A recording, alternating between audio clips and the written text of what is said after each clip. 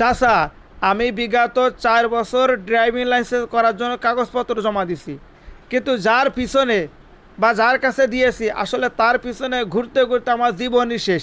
আজকে হয়, কালকে হয়, হয় না। তা যাই হোক, আজকে আমি যশোর বিআরটি অফিসে গেলাম। যার পর ওনাদেরকে বিস্তারিত খুলে বললাম যে স্যার, আমার তো রান্নাটা হারিয়ে গেছে, বাকি মোবাইল নাম্বারটা মনে নাই, এর কি সমাধান আছে? ওনারা বলে আপনি কার থেকে করেছিলেন, তার কাছে যান।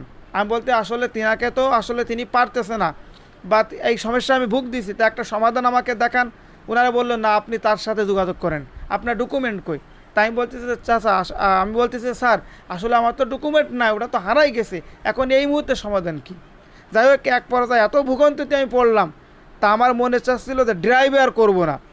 তা আমার খেয়াল যে প্রত্যেকটা দায়িত্বশীল যেই যেই স্থানে আছেন, ওনারা যদি মানুষকে সুন্দর পরামর্শ দেয়, সুন্দর ব্যবহার করে, তাই এতে জনগণকে তো অনেক খুশি হয়ে যায়।